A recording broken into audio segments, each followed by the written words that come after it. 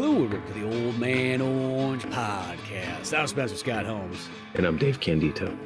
We're coming at you with the original Fast and the Furious, Point Break, 1991, Kathryn Bigelow, the era when she's married to James Cameron, who James Cameron likes to credit for making half the script up himself. He's got that Terminator 2 money rolling around right about this time period. But stars Keanu Reeves, Patrick Swayze, you got Lori Petty, and then you got Gary Busey. I got my Gary Busey shirt on. Gary Busey's such an interesting guy. It's from the first time I ever saw Gary Busey in something, which was a terrible movie called Hot Boys. I just thought that guy was really weird and kind of gross, but I really liked his characters. He plays usually a really weird and gross dude. I think the second thing I ever saw him in was The Predator 2. But and then of course his son Jake Busey, he's not all that different, and I think even less successful than Gary Busey. Starship Troopers, I think. Yep. Jake Busey was in. Yeah, I like Jake Busey a lot. You don't see him all the time, but whenever I do, I get excited. Yeah, and then the other movie that I remember seeing when I was like 10 years old was called Hot Sofa. I don't know if you've ever heard of that. I don't think I've seen that one. So I think you would like that movie. Jake Busey's a drug dealer, and I was going to follow that up with he's kind of a loser, but I mean, drug dealer. Not that every drug dealer is a loser, I guess. I mean, I'm kind of a loser, but that's okay. But I don't deal in drugs, so you know what? It's not that level of one. Exactly. But yeah, he's a drug dealer who goes to this bar, and he also is a porn connoisseur, and his favorite porn actress, who's played by Jennifer Tilly, he ends up meeting in a bar. And they hang out, and I guess they have a kind of a fling. Jake Busey's got a girlfriend as well, but he's such a screw off. He always forgets to like take her to work and stuff and whatever. I don't know, but he ends up driving like I think she's like in the city on a whim or something, and she lives somewhere else. Like wait, so he's either going to California or he's going from California to go meet up with her. And I don't think she thought he was serious, but he was like totally wanting to see her again. It's his favorite porn star or whatever. And it's a really weird movie. I think Crispin Glover's in it, if I'm not wrong, playing this really weird kind of Rain Man type of guy. And Jake Busey gets a crap beat out of him. He meets this underage girl at a bowling alley and screws her in his car. And then the girl's brothers come out and like pull him off of her. And this guy's like, nobody fucks my sister but me, and like starts beating the crap out of him. Dude, it's a really weird movie. I saw this when I was like 10, and this one just sounds so 90s, like literally like we're just a bunch of random shit all like thrown in, and characters are all weird and kind of awkward. It is, man. And yeah, I don't know, it's just every movie I've seen with one of the Buseys, I've always been like, oh, this is definitely a character for them. I think So what's the movie called again? Hot Sofa? Hot Sofa. Hot Sofa. Yeah, there's not a whole lot on like Wikipedia or IMDb or nothing on it. It's kind of I don't think it was like extremely well received, but it's for a 10-year-old, it was a great movie. Yeah, that sounds interesting as all can be. I think I'm going to check that one out. You should look it up. But you know what's funny thing too, speaking of Gary Busey though, is he used to be kind of like a real serious actor also too. I know. He's the main villain in Lethal Weapon 1. You know, yeah. He's who Mel Gibson fights in like the sprinkler system outside at the very end. You know, and then they have a martial arts battle, and he plays Buddy Holly in the Buddy Holly story in the 70s, which is a good movie too. And I know that like in Point Break, Gary Busey had this motorcycle accident that was like a real extreme one, like right beforehand. I think he had like have brain surgery and all kinds of stuff, like almost to the point where like, dude, he might not come back. And so I think this is his first movie kind of coming back after all that stuff. Huh. Well, you mean the actor had an accident after doing an extreme sport, and with this movie where they're always doing extreme sports and almost dying. Yeah, this is like one of the original like extreme sports films. I'm not gonna lie, man. I really used to enjoy the Fast and the Furious, not the franchise, just the first movie. When I was young, I thought that movie was so stinking cool. Like it made a lot of things popular. I mean, Custom cars, custom cars, specifically the Japanese import tuners, like that was a big scene for a minute. And then everybody's like, these are just Hondas and Nissans, like, and we're dumping so much money into this. But anyway, I don't know. That's my opinion. I don't know how true that is, but it was a fun time. I appreciate those cars. I kind of miss seeing them around and all that stuff. But but yeah, so I mean, you saw that for a while, and then of course it was. I want to say that was like quite possibly getting out of or somewhere in the golden era of heist films, because of course they're not robbing banks or skyscrapers or anything, but it's still they're pulling off a heist. It's, what they're doing. They're stealing VCRs and DVD players. It's so silly. But and then of course if you've seen the rest of the Fast movies, like the rest of them are so much more ridiculous than the first. The first movie has some ridiculous parts, but largely a lot of it's kind of believable. Whereas the rest of the franchise, you're like, I feel like I'm not even in the same universe other than characters and their names and stuff.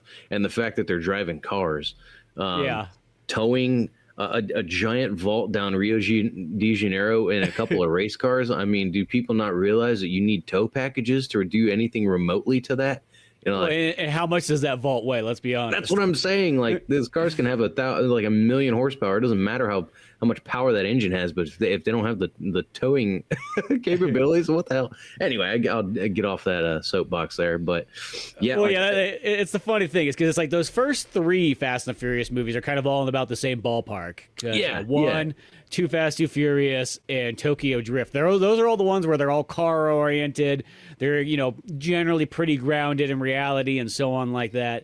And 4 is about like the gateway one. Like it's still generally pretty grounded. And then from 5 on, it's when they become superhero movies in the sense. Yeah, pretty much. Still fun. I still always have a good time with I like them. I definitely like them. But I do kind of hearken for the days of the original Fast and the Furious kind of era. Well, and the like I said, I really enjoyed that first one when it came out. I was kind of young, and I just thought it was so cool. But then after watching this film, I'm kind of pissed off at that film.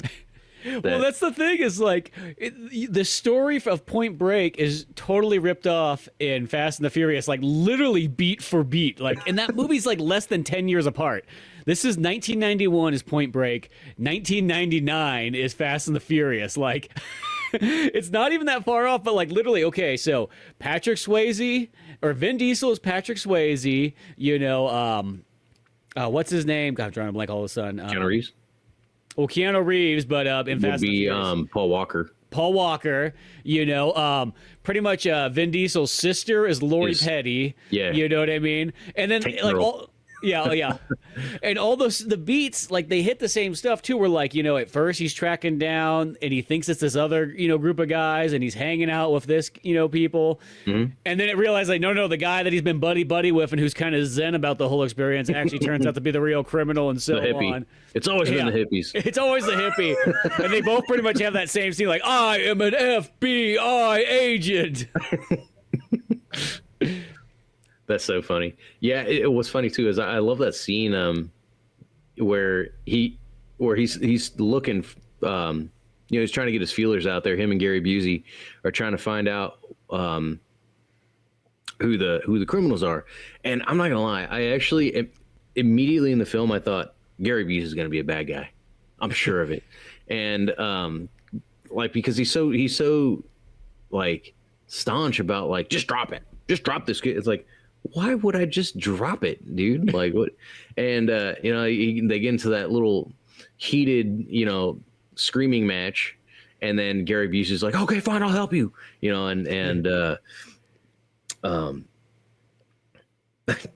he's an asshole throughout the whole film, but he becomes less of one, starts liking the guy and everything. And he's kind of a crappy cop too. Like where he finally they catch him. Well, they don't catch them, but where they get into the bank, the hippie crew. And Keanu Reeves is like, did you not just see that car pull up? And he's like, oh, I just give me that sandwich. Like totally brushes him off. But anyway, Utah, give me two. Yeah, Utah, give me two. got my t-shirt. That's awesome. But that part where they're looking around, trying to get their feelers out and see if they got any, trying to get leads on who these guys might be. And he finds, or he goes out to that one beach where the dudes are just total dicks, and one guy like screws up Keanu Reeves surfing and then tells him he's the asshole, and then cuts his little strap to his surfboard, and then later on him and the other guys go to like beat the crap out of him, and one of them's Anthony Kiedis. And I was like, who is this guy? This guy looks pretty familiar. And my wife's like, is that Anthony Kiedis? I'm like, I don't know, maybe. And of course, like, sure as shit, yeah, it's Anthony Kiedis. Just this goofy looking dude, but a perfect fit. The guy's in love with California. He's got like 9 albums called California this and that. And not really. He's hanging out with a bunch of like Metallica loving like surfers. I love how he didn't die out of all those criminals. Yeah, he just shot himself in the foot. Yeah, exactly. That was a pretty wild scene, actually. That whole. Well, that's the thing, is like the action in this movie is so good, and that's why I feel like that's where Kathryn Bigelow really shines. Is she's really good at doing like action. She's really good at doing guy movies. It sounds weird, but like that's what she's perfect at. That's probably why James Cameron married her. Let's see here. I'm just kind of curious to see what Okay, so 1, 2, 3. It was her 4th movie. I was trying to see how far away from The Loveless? The Loveless. Which I have also not seen Near Dark, and I've not seen Blue Steel, but quite the contrast between The Loveless and Point Break. So maybe some practice there with the other movies in between. But that I felt like I was watching a movie this time and not a play.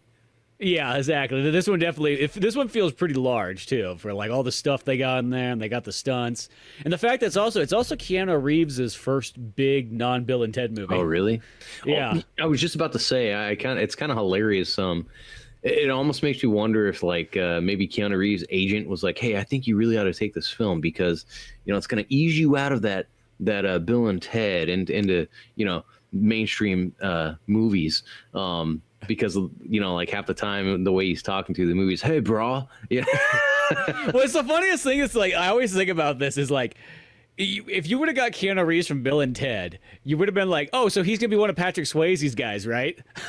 You know what I mean? Like it's like no, he's gonna play the straight-laced FBI guy. the role that seems like it's almost like a Johnny Depp role. Yeah. Oh man, that's another one too. Like Patrick Swayze, when they first showed him, I at first I was like, who's this guy? And I'm like, oh, that's Patrick Swayze. I mean, I know like he wasn't super old, but I mean, it wasn't super long later that he died. Well, he died in the 2000s. But I mean, it's like 2009 because I literally remember it like I just went out and bought. It was only like 2 weeks before they had like a special edition of Roadhouse that came out, and I bought that, Dirty Dancing, and then like he passed away like 2 weeks later. Yeah, it's just too bad. But that said, I don't know. He looks so young, and I guess like I said, he wasn't old, but he was pretty convincing as just a young surfer dude. I wasn't expecting it because every time I thought of Patrick Swayze, I thought of like a pretty big dude, and he looked pretty not that big. Yeah, because this movie is like realistically. He's maybe like 30 years old in this one, like early 30s even. Yeah. I know a lot of his other roles that he plays because, like, Red Dawn's only like 5 years before this movie. It's kind of weird to think, and of course he's playing. It is weird to think, yeah. The high school senior or whatever in that one, but he's probably older than that anyways. And even Charlie Sheen, speaking of Red Dawn, was supposed to be maybe the Keanu Reeves character too. Back when Charlie Sheen did all his serious movies. Yeah. That is totally a thing of the past there. Yeah, exactly. He went the complete opposite. Went to like hardcore comedy, but yeah. So it's like I feel like, I mean, this movie's might be like in my top 10 favorite movies. Like I watched the living daylights out of this movie growing up. I had it on VHS, and it'd be like one of like the 15 main movies I'd rotate like all the time. And then I finally picked up the DVD, and then now I got the Blu-ray of it, and so on like that. But even Patrick Swayze wise, I think it's this and Roadhouse are like my two favorites of his, and Red Dawn's pretty much right there too. I That actually feels more like an Roadhouse, ensemble. so I got to check. You've never seen Roadhouse? No. Well, not only are we having another one, man. Like I've seen so many bits and pieces from so many movies because of daytime television. Yeah. But like I think the only scene I remember is him telling the other people how it works there. You know, like I'm the cool. Just be nice. You're the yeah. But yeah. Anyway, yeah. The gosh, I was just thinking of. You said Charlie Sheen, and my thoughts started going to places. You have seen Red Dawn, correct? Though. Oh, absolutely. Okay, good. I saw it. That should be like an American tradition. Oh, yeah, exactly. They were playing in the delivery room actually when I was born. So, but yeah, I was so excited for that remake when it came out. I don't know why, but I was like, oh, this is going to be really cool, and I was kind of let down a little bit by that one. It was okay, I guess. It wasn't. Yeah, I feel like it wasn't bad, but it wasn't Red Dawn. Let's just say that. You know, I didn't dislike it. There's that remake that came out of Point Break, and like I was going to say, I think 2015 that. Yeah, and I sadly never went and saw it. I thought I was going to, because a lot of times I'll just go, I'll go see it anyways. I'll keep an open mind. You know what I mean? Are those remakes ever generally better? No, but they might still be kind of interesting, you know, kind of like the RoboCop remake, kind of like even the Total Recall like one, and so on. But I still have never seen that Point Break one. I don't know. Maybe it's that thing, because as much as I love Point Break, I'm like, do I really? Maybe I don't want to affect it, you know. But who knows? It might have some cool stunts in it. As I said, I'm going to keep it open. I also loved seeing the guy who plays what the heck is his name? Director Harp. Oh, John C. McGinley? I couldn't help but think of the Bobs from Office Space. And I literally just watched that like 2 weeks ago, so that was the first thing I thought too. This one, but it's like the same character, just more angrier and so on like that. But he plays it really good on that. But yeah, no. Ironically, he's the guy in the special features that looks like he aged way better than everybody else. Yeah, maybe so. Yeah, it's funny watching these older Keanu movies where he's had such a baby face, and you look at him post John Wick, and I guess that's just how it happens when you get old. I think he's like 62 or something. Probably something like that. You know, but, he's got to be, because Lori Petty, I think, is like 61 or something. He's 60. He's 61. Keanu Reeves. So yeah, that was another one too. Lori Petty. I kept thinking, like, where do I know this girl from? I know her from somewhere. And then finally it was Tank Girl. Yep. Which I think was a movie that didn't do amazingly well, but I liked it. I thought it was hilarious. Like it a lot. I'm a big Tank Girl fan anyways. I like the comic books and everything.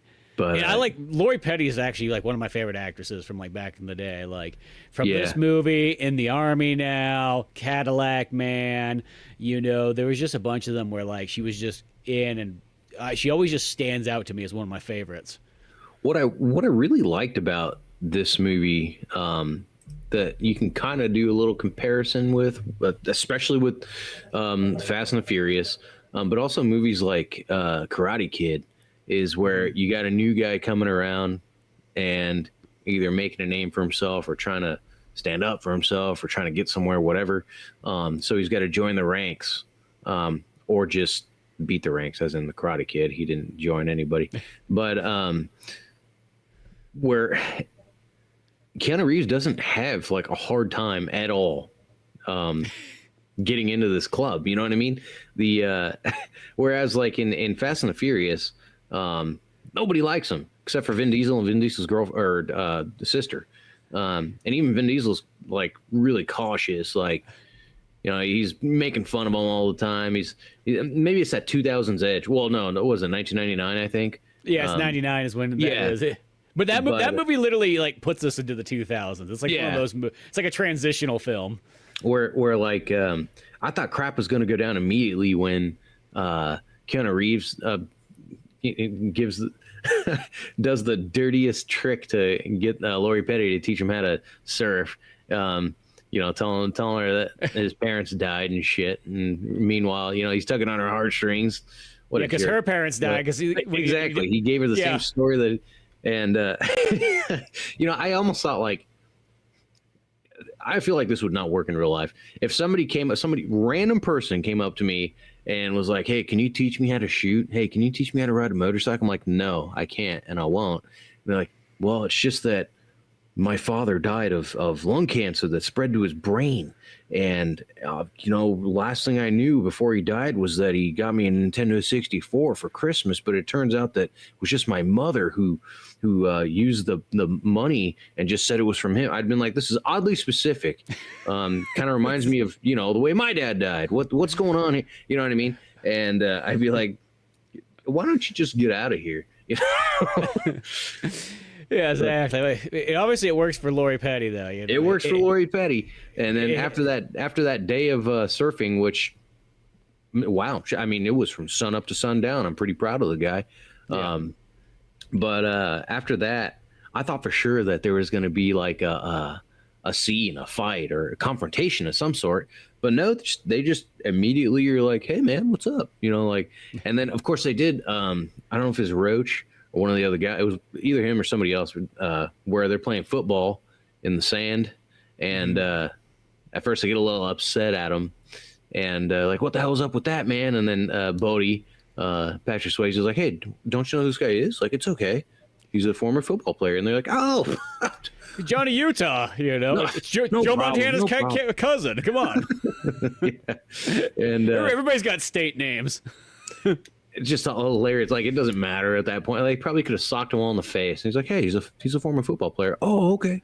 And I gotta say this though. Okay, looking at all those guys there, do you think that's the kind of group of guys that would recognize some college football player? No. Yeah, that's what I always say. Even you got to be really into college football, and I'm going to say this: people in California, college football is not that popular comparatively. That is yes, there is college football. Surfers. Yeah, I felt like that's such a weird stretch. I've always thought like. Although I will say this, sometimes in popular culture, whether that includes sports, music, blah blah blah, there's always something that everyone seems to. I don't want to say get on the bandwagon, but there's always like a commonality somewhere. And this could just be one of those weird groups of guys who like they're total beach surfer hippie criminals. Mm-hmm. But maybe they all like football too. I don't know. I don't really college believe football, it. That is. But yeah, exactly. That's the thing too. Yeah, I'm with you on this. I just came up with this theory, but now I don't even care about it. Yeah, I mean, I'll try to suspend my disbelief and go along with it just for story's sake. But I just have a hard time imagining like a group of guys who are like, "Hey man, we're against the system. We're gonna rob these banks, but you know what? We like to watch football on Sundays." College football. Yeah, or whatever day say college football plays on. And be really specific. Like, "Oh yeah, remember that like Rose Bowl game?" Which realistically, like, let's be honest, when was that? Probably like '87 or something like that. Like, because obviously, he's 25. Yeah, so he's probably been in the FBI for at least 4+ years. Yeah. I mean, you don't just go in the FBI and then be able to go where you want to go, or they call you for like some special thing because of how good you are or whatever. It's kind of like, Speed. Like he's this expert, bomb critical guy. thinker and all this different shit. Like he's obviously been doing that for a little while, right? It didn't just. There he is. He's ready to go. But no, it's it was kind of funny about that is after we finished this, my wife's like, "Yeah," and then we've already seen part 2, and I'm like, "Part 2?" She's like, "Yeah, Speed." It's Yeah, it's almost kind of like the next job. It really actually falls in line actually past this point. But yeah, I just think about that. Like, he's probably 5 years ago he was in that Rose Bowl. Like, and the idea that all these guys remember that Rose Bowl very specifically. I would say 5 to 7 years ago. Yeah. And because, like a lot of college football players that started at 18. But yeah, no, I highly doubt that. And then and it's also kind of funny too that he uses a lawyer. Okay, it's not, like as alarming as FBI agent or even county sheriff. But I mean, in which case, a lot of times I'd rather you tell me you're an FBI agent over a county sheriff. But but no, I just think it's kind of funny too. Like, you're hanging out with these dudes, you make buddies with them, and then all of a sudden you're like, yeah, I'm a lawyer. I mean, you wouldn't, I don't know, say something like, I'm a property investor. Yeah, exactly. The lawyer just seems like another red flag, Yeah, if I was Bodie and them, I'd be like, hey, have a good one, man. We're gonna go watch college football. Yeah, it's one of those ones where you say you do taxes, like it's taxes or something, like something that no one's gonna really question. I'm an accountant. Yeah. But then again, I don't know. Maybe they don't like accountants either. Who knows? Yeah, exactly. Strangely enough, they're getting along with him as a lawyer. You think that would bother him too? And gosh, it's been a while since I saw the original Fast and the Furious, so I can't crap on it too much for everything it ripped off. But just like the house party that happens in the beginning of the movie, same thing in Fast and Furious. Another, like, of course, it's not 20 minutes in the film; it's probably like half an hour or so, whatever. But they do all they all meet each other. They know who each other is, and then they have their big, there's the event where, in the beginning, it's of Fast and Furious. It's that street race that Paul Walker loses, and then him and Vin Diesel go to his house because he rescues Vin Diesel. Well, in this one, I mean, like, nobody's getting rescued or nothing, but Keanu Reeves has already met everybody, and he had his big day of surfing. That's kind of what and kind of to the street race.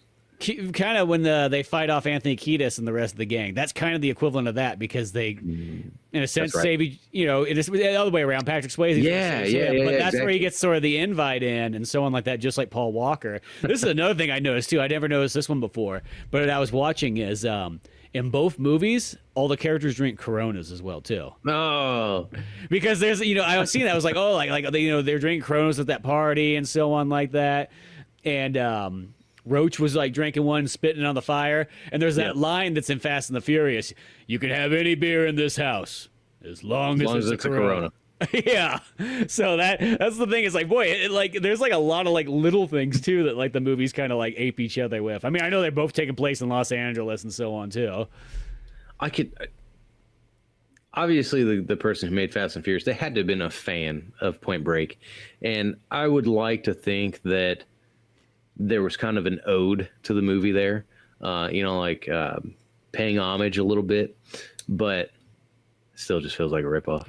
But yeah, it's just amazing how much it just literally takes the core like blueprint and just says, okay, now instead of having bank robberies and so on like that, instead of surfing, we have auto racing, and then instead of bank robberies, we'll just rob trucks and steal VCRs. And I also thought of when Keanu Reeves is talking to Bodhi and all the other dudes about, what they kind of like what they want out of life, or why they do what they do, and this and that. And as soon as I don't know if it was I think it was Roach, who said, like, I'm gonna live until I'm 30. You're like, I'm not gonna make it till I'm 30. I'm like, oh, there's some foreshadowing right there if I've ever seen it. But then it was either Bodhi or one of the others who said what Bodhi was hoping for, wanting. He's like talking about the perfect storm. It's going to happen. And, the superstorm or super tsunami or whatever it is in Hawaii, I guess, or Australia, or New Zealand, or I think it's Australia. Yeah, somewhere on the freaking ocean. But he's like, it's going to happen, man. It's going to, and this event that they want to go do, right? And it made me think about when in Fast and Furious, Dominic Toretto's telling Brian about race wars. You know, like it's this thing, it's gonna happen. You know, like we're gonna go to race wars, and it's kind of like semi-serious, semi-not. But I guess it's that whole thing that I think I brought it up a while back how Trey Parker, Matt Stone were talking about in movies. You can't just say this happened and this happened. It was this happened because of this, and this happened therefore this. It's got that good formula where they're setting you up with why he wants to go do what he wants to do, or what's going to happen next in the movie. You get an idea. It's not just like, okay, so just a bunch of randomness happening here. So I had a pretty good idea that, you know, you're going to see that, which you do at the end, of course. I will say though, I was expecting that as much as I wasn't, because I got to say that the action scenes in this movie, I think, are pretty great. The chases are pretty great. They don't like, so Keanu Reeves chasing Bodhi and the other guys is there's a lot more to be said about this chase scene than Blade chasing Dracula. Yeah. No, this chase scene where they're running through all the houses and so on like that, and the camera follows them and everything like that, I think it's one of the best shot chase scenes of all time. Like, it's so action packed, and they're jumping over fences and everything like that. And I even love the part where like Patrick Swayze chucks the dog at him, and then Keanu Reeves literally drop kicks the dog's like probably 100 pounds, and he like drop kicks like. That's kind of hilarious. When he drop kicks the dog, I almost think it was like a stuffed animal, because you see it for like a fraction of a second, and then the way that he like just.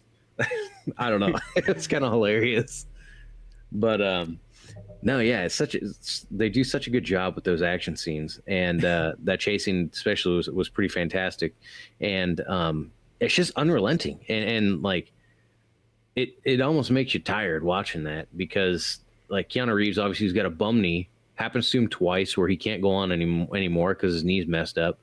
I'm kind of wondering why he's in the field that he's in at this point, and surfing as well. But yeah, it just keeps happening to him. It's but that now I understand why that scene's so dang iconic, where, you know, he points his gun at Bodhi and he can't do it because they make eye contact. He spent so much time with these guys now, and he's starting to go native, you know what I mean? And he doesn't think that these guys are necessarily, you know, the worst things in the world, but he's still an FBI agent. He's still got his job to do, but he just can't kill Bodhi. And I think it's even more so Bodhi than the rest of the guys. I think there's a serious bromance going on there. Yeah, well, I think it's one of those ones. If Bodhi wasn't there, I don't think he'd have a problem with the other ones. No way. No, it's literally just Bodhi's just the cool guy. I feel like that's what it is. It's just you're hanging out with the guy. He's the coolest guy in the room. He's accepted you in here. He's pretty much letting you bang his ex-girlfriend, and it's cool. Yeah. Just like Vin Diesel, he's letting you bang his sister, and he's cool with it. Yeah, hey, it's totally cool, man. Just make sure that's a Corona. But none of this Pacifico shit down here. Well, and I was so like, I don't know what to think near the end there, where, you know, he's obviously revealed himself as an FBI agent after that chase and whatnot. But I was like, I could not. I got a little confused where after Tyler is like, you know, she's real sad and feels betrayed because she finds out he's an FBI agent. So she takes a hike, and he's calling her like every 5 minutes, like, please, babe. Why can't I ever just say what I really mean? But you know, he wakes up, and Bodhi and the other guys are at his door, and I'm thinking like, oh, they're gonna beat the crap out of him or something. I don't know. Nope, they take him on this awesome trip and go skydiving, get another adrenaline rush, and him and Bodhi have another bonding moment, and I'm thinking like, they know he's an FBI agent, right? Like, yeah. Well, I think that's the thing, is like they're just really trying to get him deeper into like the club in a sense. Well, yeah, and then of course, you know, this also kind of makes me think of Lost Boys a little bit. Yeah. But in a different way, of course. But Yeah, because Kiefer Sutherland's kind of like a Patrick Swayze's character in a sense. Kind of, just more sinister and careless. You know. But go ahead. I was gonna say, speaking of careless though, is like one thing I will say is like in both the times when like they go to do the raids, this is one thing I was thinking about is like Keanu Reeves like never disguises himself, though he's this undercover guy. You think like the first raid when they go to like the pretty much like the Metallica like hoodlums that are like selling meth and whatnot.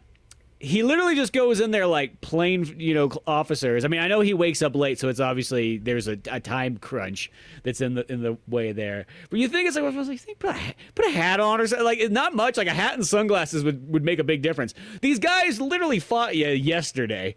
Yeah, they're gonna know you. Yeah, they know who you are. They got away. Think if they got away, like they knew who this guy is, and now they got to look out for him. Maybe tell other surfer pals who are also criminals, hey, watch out for this guy. Yeah. Good thing they don't have smartphones yet. But we know that all surfers pretty much do crime of some sort.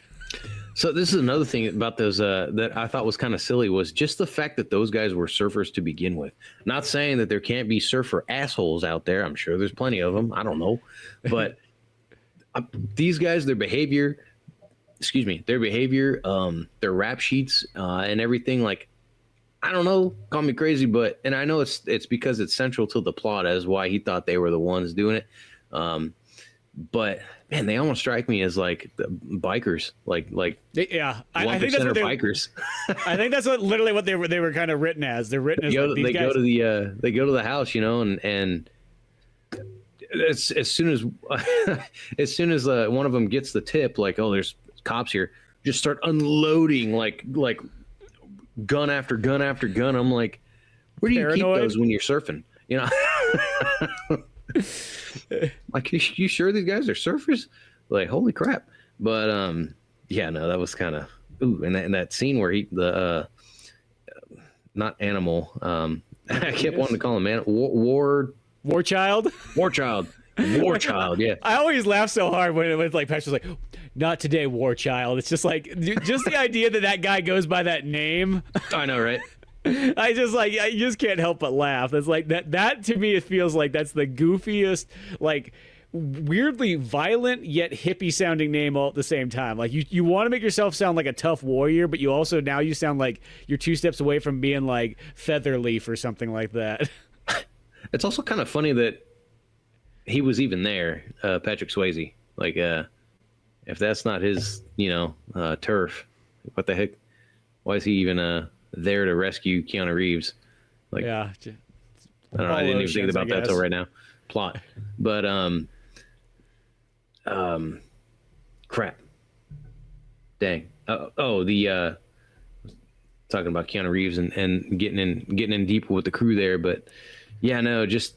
Well, it's even like, I gotta say this too, is Keanu Reeves, when he does the second time, when he goes to chase down Patrick Swayze's group after there, once again, you think he would cover up a bit and not just in there as Keanu. It's almost like he goes in there like not thinking about like, well, what if this doesn't work out? Exactly. Like, nope, this is it. You're done.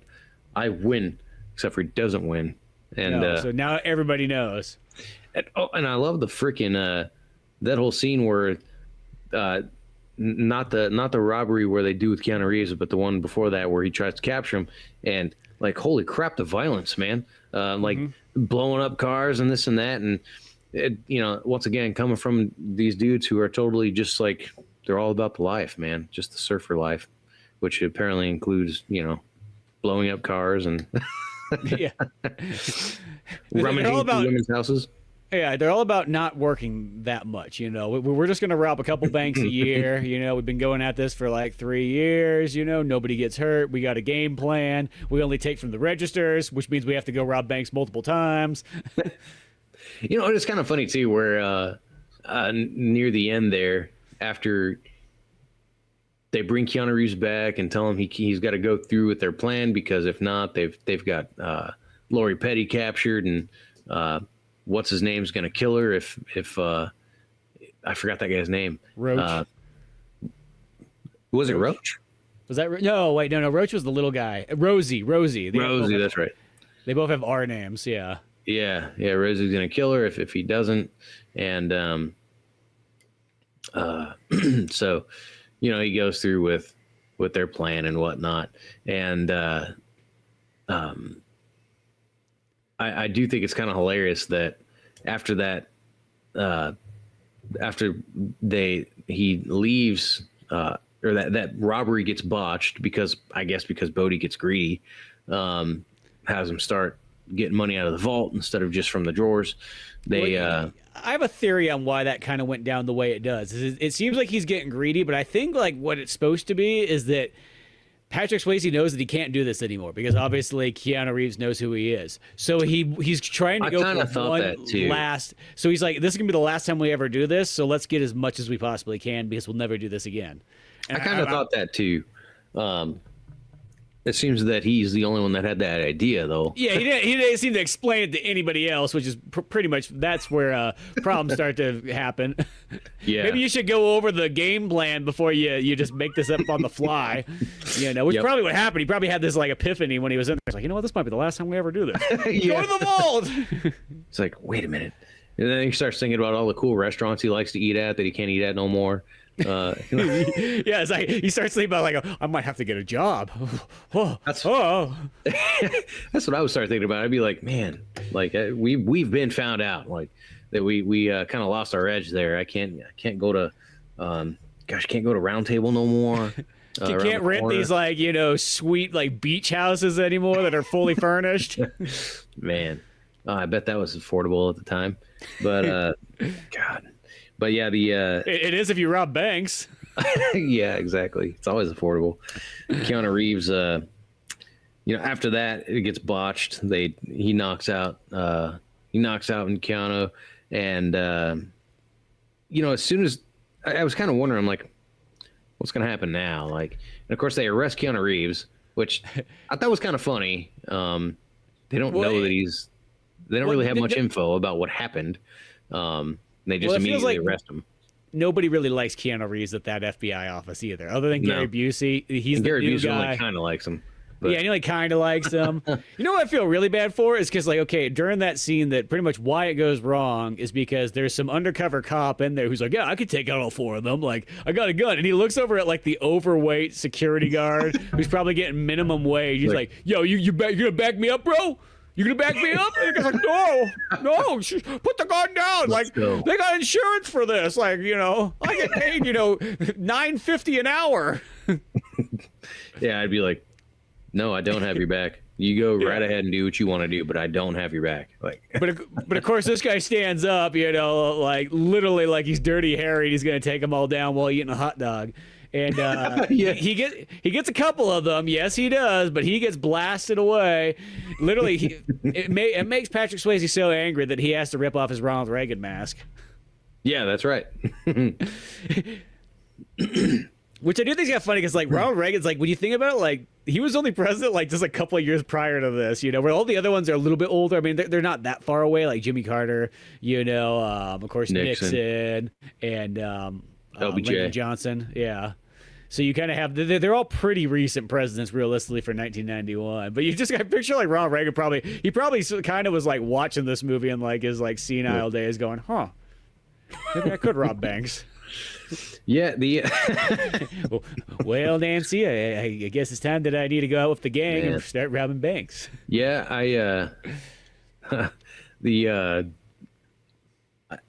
that when they first showed the robbers, and then they show Gary Busey, I seriously thought that Gary Busey was Ronald Reagan, or was the guy wearing the Ronald Reagan mask. And it was the way that Patrick Swayze was doing the voice. I was like, you know what? I think that's him because he had kind of a raspy voice, and Gary Busey doesn't want to look into these crimes.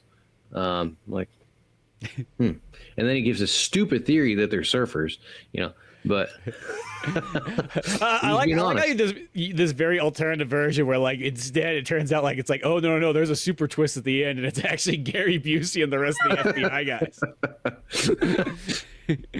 I thought it was, man, until it literally is revealed that it's not. And I was like, oh man, I hate it when I'm wrong, but it's okay when you're wrong. It just means you get to learn something. Yeah. Sort of like when you play a video game and you think like way too hard how to solve something, and then you realize it was like, oh, I just need to go over here and flip the switch. That was all it was. Like I was doing this real complex version of this. Like I was thinking too hard in this game. for me right now, that's trying too hard. Doing things in Metal Gear Solid Delta, and I make all these extra stupid steps, and I end up alerting enemies anyway. I go to retrieve that box of ammo because I wouldn't mind just having 3 more bullets, but then I accidentally get discovered, and I end up using about 20 bullets to get those 3.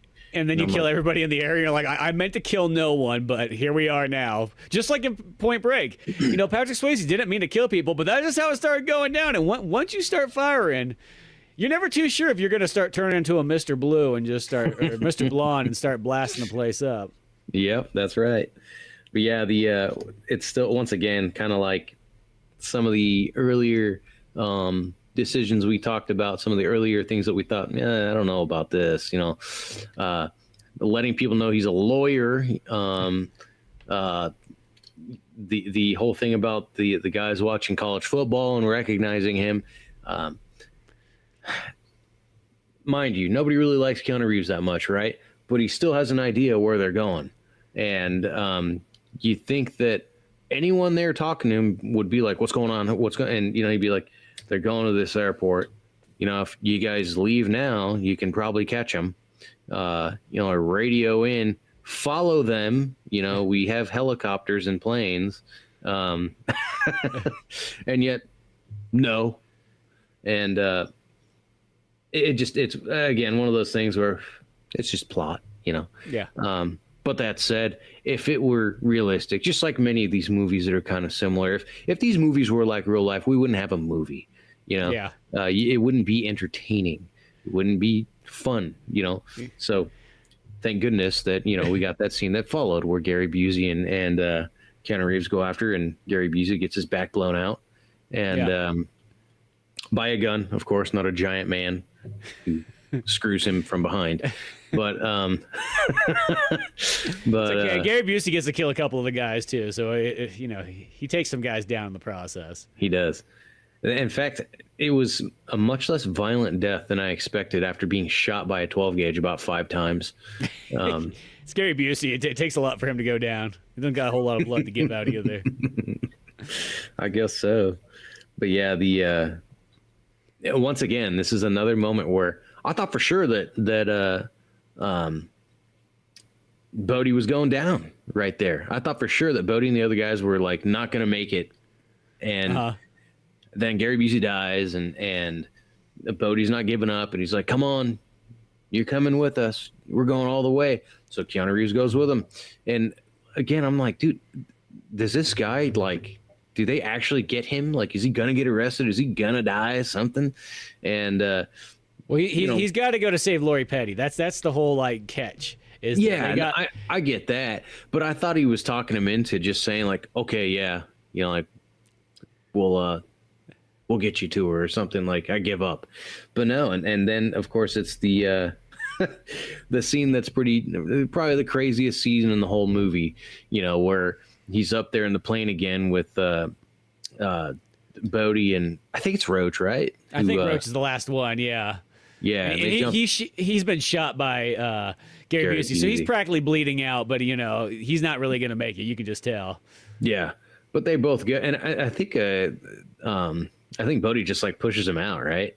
Like, yeah, he pretty much. He's like, "Here you go, strap the money to you, put your jacket on." He had just enough life left in him to pull his cord.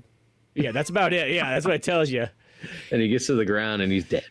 And but yeah, so Bodhi jumps out of the plane. Keanu Reeves takes his gun and goes down, and that was such an awesome scene. And I feel like you've seen this kind of thing in so many different movies that follow movies or games and stuff. It's like it's a real Call of Duty moment, if I will. It's kind of very 007, like just the jump out of a plane with no parachute. Jumps out of the takes his giant revolver, jumps out of the plane, and just like aims himself, I guess, at Bodhi. I guess that's how it works. When you jump out of a plane, you just aim yourself, and that's where you end up. I mean, this is only the second time he's ever done it, so. But he doesn't have that prestige unlocked yet. But but yeah, he catches up to him, I guess, and of course, Bodhi the whole time keeps telling him like throughout the film, "You're a wild man. Wow, you're awesome," and finally he tells him like, you you got to decide, man. You got 6 seconds to either let go of that gun or because he's not going to pull the cord himself. Well, then I guess he does, or one of them do. And, well, Keanu finally throws the gun. That's right. Pulls the cord, and it feels like they pull it like 500 feet from the ground. Like that thing goes up, and then they come down on the ground. Exactly. How they don't end up with a ton of broken bones is beyond me. But and then of course, you know, they're on the ground and they almost still seem like buddies. You know, he's like, damn, buddy, like, wow. And they're kind of impressed with each other. Yeah. He gets up and he's like, that's it, man. And Rosie shows up with freaking Lori Petty and Tyler, and they let her go. Of course, she runs straight to him, which I guess it's shock. I guess that's about what it is, shock, and just like the relief of not being murdered, that she runs over to Keanu Reeves and is just like all happy to see him and everything. And you know, because a day ago she hated his guts. Yeah, but, she's gonna practically shoot him in his own sleep. And then you know, it's funny. I wondered, because I really didn't know if she knew that they were criminals or not. I don't think they ever really. That's actually kind of an interesting one. Is that who knows? It never actually ever has a scene where it's like if Lori Petty does know, or if they're that good that they keep it on the down low. They are hippies. I mean, I don't know, but I don't know what they're hippies that don't need drugs because they got extreme sports to get there. Exactly. Yeah. So they're the most dangerous kind of hippie. Straight edge, bro. Yeah. But yeah. So, and then right there, I'm kind of back to, well, he got away again, and I'm wondering if this is where it ends, and of course it's not. They go on to, you know, Keanu Reeves meets him at wherever the heck it was. Let me see here. I think it's in Australia. It's shot in Oregon, but I think it's Australia. Yep, Australia. Takes him to Australia, and that's where, you know, he's like, you got to come in, man. I got you. And this is it. So these giant, ridiculous waves that I don't. Even if the dude wasn't a criminal, even if he just made it to this perfect storm for him to go surf these like world-ending waves, like, you got to be an idiot to do that crap. I mean, that's like the most terrifying thing I've ever seen. I think it's the thing. It's the pinnacle of what his life will come to. So he's, no matter what, wasn't expecting to ever, like, he just was just going to surf it and call it good. That was it. I'll tell you though, my wife felt the same way. If I was Keanu Reeves there, I would not have given that to him. You know, he has this like short discussion about, hey, you broke the law, you got people killed. Sorry, dude, you got to go. You know, like, justice needs to be served. And he's like, you got to let me surf though. Come on, because they get into a minor scuffle, and then he handcuffs him, and all of a sudden, you know, like, all the agents arrive to arrest him, and a lot of money in this arrest. Yeah. And then he's like, come on, you got to let me go, man. You got to let me serve. That's what I've been waiting for. Well, you know, real life, I mean, he'd be like, well, if that was what you've been waiting for, maybe you shouldn't have been robbing banks and getting people killed. You know, exactly.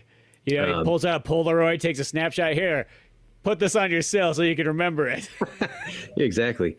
And I'm like, nah, man, you, like, all this crap and all these people are here to get him arrested, and you're just like, nah, just like, go out there, run to her, bro.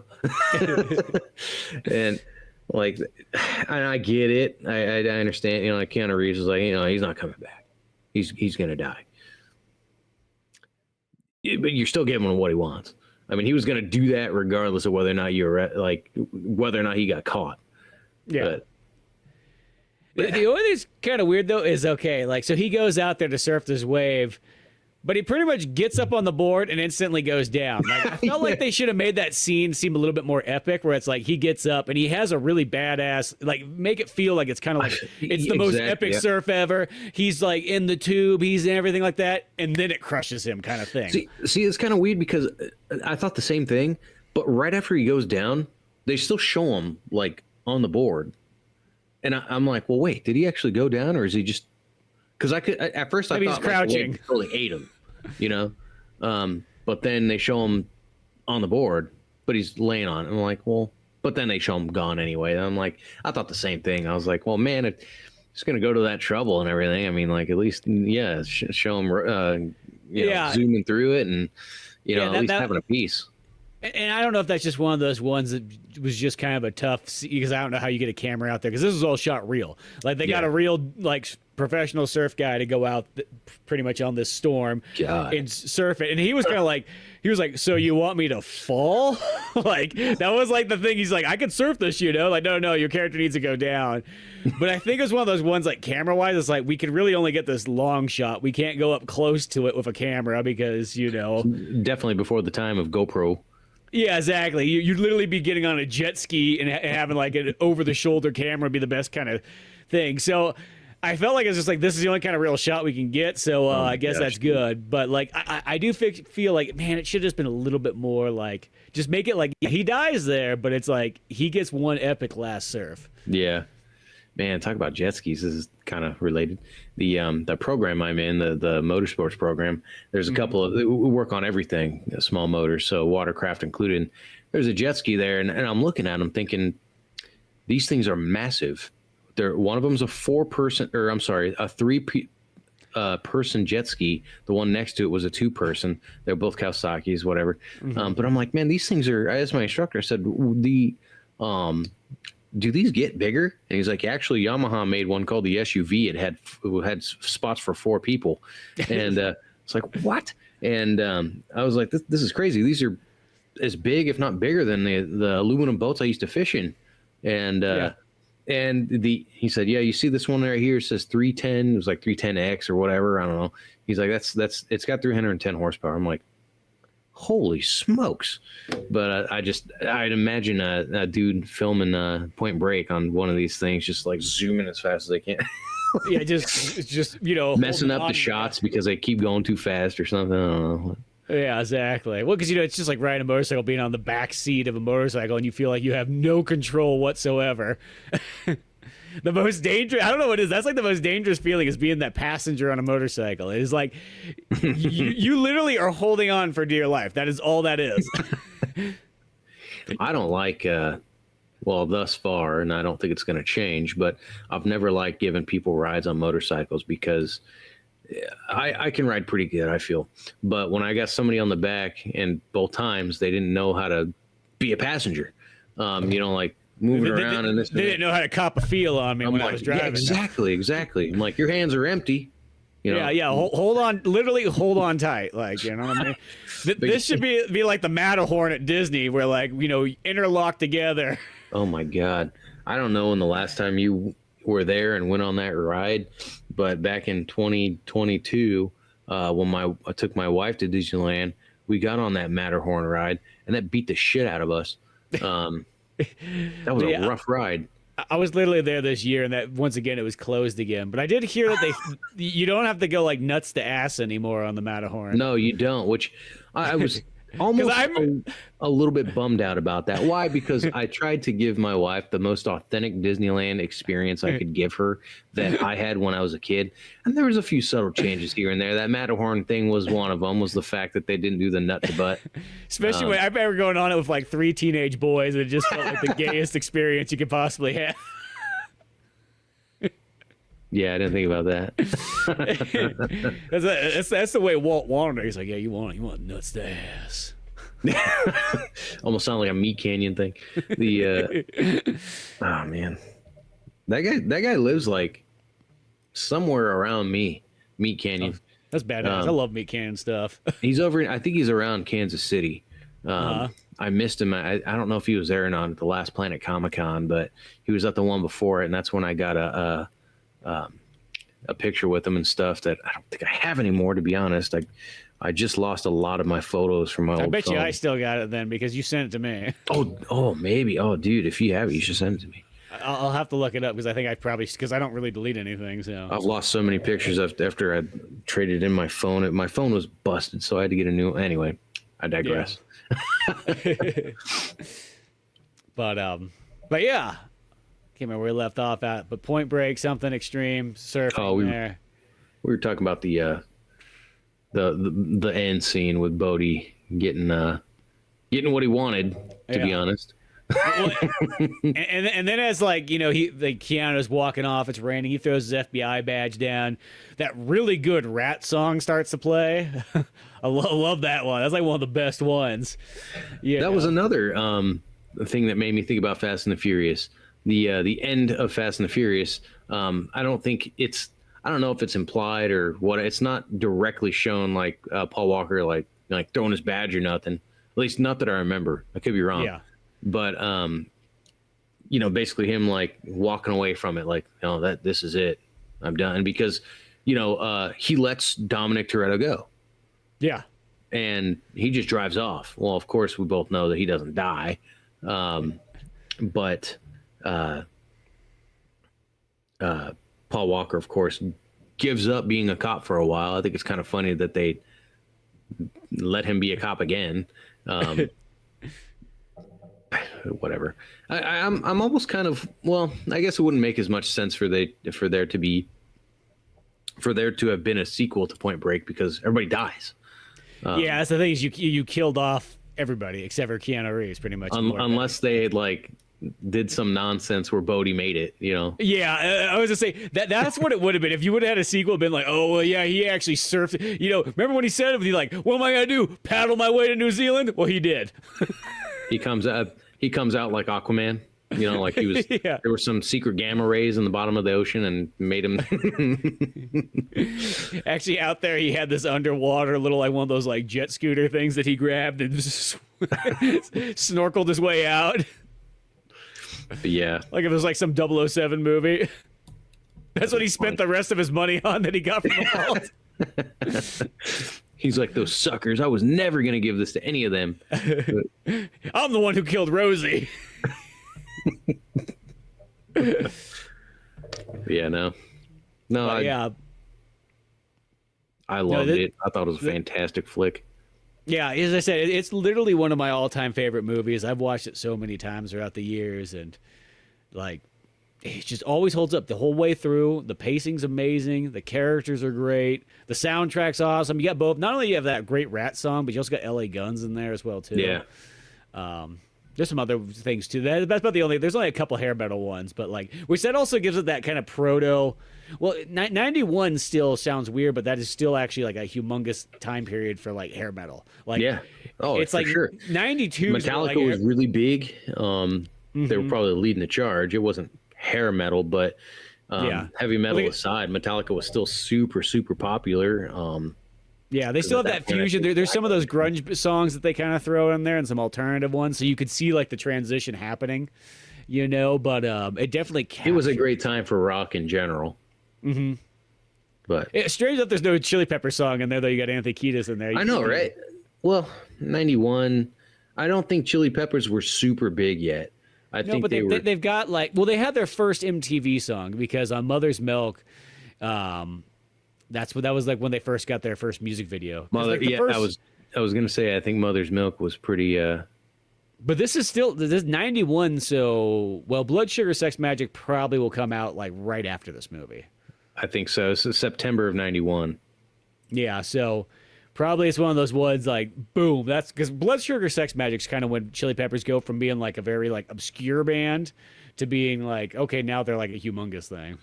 Yeah, it was literally just July of 91 is when Point Break came out. Yeah.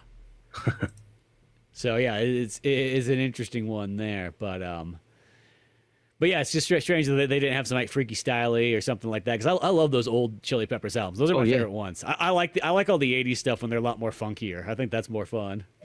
I like the '90s, but I think the '80s Chili Peppers is where it's at. I remember reading up on Chili Peppers when they first were starting out, and they were getting a lot of flack for a little while when they were a young band, because apparently a lot of people felt, which I guess they're kind of right, they're saying that Anthony Kiedis was a terrible singer, and where people started warming up to them as a band wasn't so much him getting better as a singer, but his stage performance and energy was so good that it just I guess people just softened up to them because they're a great band.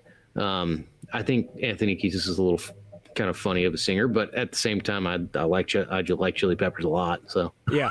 Well, and I think it's that thing too. It's like one of those ones that goes to show that, like, hey, here's the thing: if you do it enough, you'll get better and better as a singer. And the upside for him is he just had to start off rapping in the beginning, or people will just give in. Yeah, there's that too. But he had, like, in a sense, like 3 albums worth of generally rapping before, like, he had to really start singing. Yeah. I don't know. I just like Chili Peppers, but I didn't even think about the fact there wasn't no Chili Peppers in the movie. But at the same time, it was just a few months after the movie was released that they released Blood Sugar Sex Magic, which I guess was probably their breakthrough when it comes to the making it big, I guess. Yeah, because Mother's Milk kind of had a couple, like, that was when they first got their MTV music videos, so there's like the start, and then boom. Blood Sugar Sex Magic being the real big one. But the neat thing, though, is like Flea and Anthony Kiedis, like they've always kind of been in movies for like a long time. There's like, especially throughout the like late 80s and 90s. I mean, Flea's in Back to the Future. He's in Son-in-Law. Both of them, there's this Charlie Sheen movie called The Chase that has both Flea and Anthony Kiedis in it. It's even got Henry Rollins, who plays the police officer, in there. So I always just think that's cool. I wish more musicians like that would be in movies. Right? I know we've talked about this so many times that rock stars are just so rarely in movies. Of course, rappers, like, they just eat that up. They're in all kinds of movies and so on. It's like, oh shit, I could be in a movie? Well, hell yeah, I'm gonna be in it. But for some reason, rock stars, unless you're like Mick Jagger or something like that, or David Bowie, and even then, they're only in a couple movies. I love how Zakk Wylde is in Rockstar. Yeah, and he's just shooting a shotgun, blasting out like signs. He's one of the guitarists in the in Steel Dragon. Exactly. So Michael Starr's also in that one too, as Steel Panther, like way before Steel Panther. Yeah. Like, he's the guy that Marky Mark passes on the audition, and the guy's like, "No way, man." That's right. Forget about that.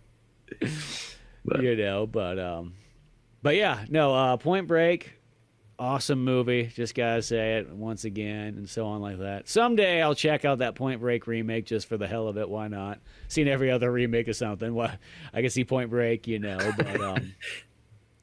yeah, I think this is still like one of like the top tier of both Patrick Swayze and Keanu Reeves' films. And the fact that it's Keanu Reeves' first, foray into something other than comedy. Yeah, no, that's I think it probably took him a little while to really, like get out of Bill and Ted, especially like, the like Dracula.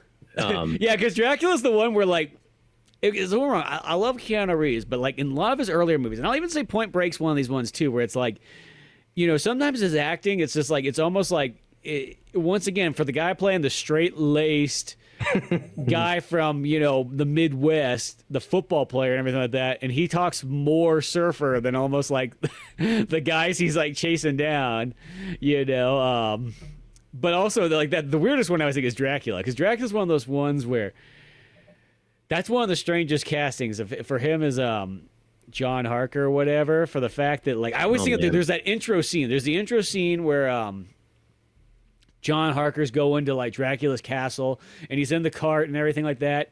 But it's played by Keanu Reeves, which I always feel like that role probably should have been Johnny Depp. Let's be honest. I think that would have been the person who would have done that well, because back in the young days, I always feel like Johnny Depp and Keanu Reeves could almost be interchanged in their roles, and you'd be like, oh, okay, I could see it. It makes sense.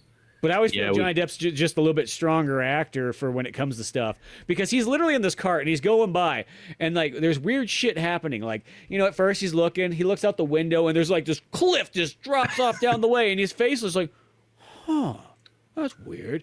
And then he's sitting there back in the cart. All of a sudden there's like these wolves chasing after it and everything like that. And so he looks out the other way and he's like, huh, weird. No way. and then to top it off, there's like this spinning fire thing that like they go through. And once again, he's really not that fazed by it. No. He's stoned. But yeah. And he's not even fazed when he sees Dracula and his butt hair. Like, that would be like... That's kind of like in that scene where, he becomes just a slave to the castle, more or less. He can't really get out of there until he does. But yeah, he's in there as, like being held captive by Monica Bellucci. Now, my wife and I are like, oh God, no, please help me. Like, I can't bear another minute here. Like, give me a break. Holy crap. Dracula's 3 wives. Like, I have a wife? Do I? Are you guys sure? Yeah, he's all the way over in England. And Monica Bellucci's right here. Yeah. But what happens in Transylvania stays in Transylvania. But yeah. Vlad, don't mention this to anybody. Don't send out those letters. I know you have been. Good old Keanu. But yeah, but no, like it's one of those ones. This is a start right here, and we get tons of great action movies since then, and so on. And of course, Patrick Swayze is always in a bunch of great action films and whatnot. Even there's a lot of those ones that are kind of like you don't really notice them right off the bat, but they're there. A little bit hidden gem stuff, but yeah, no, I think this movie fires on all cylinders. I think this is where Kathryn Bigelow really shines. This is where she should have got an award for, but she got one like 15 years later, instead. Oh, But yeah, Point Break, if you've never seen this before, go out of your way and check it out. Well worth the experience and everything like that. But till then, go check out more Old Man Orange podcasts on YouTube and Spotify. I'm Spencer Scott Holmes. And I'm Dave Candido. And we'll see you some other time.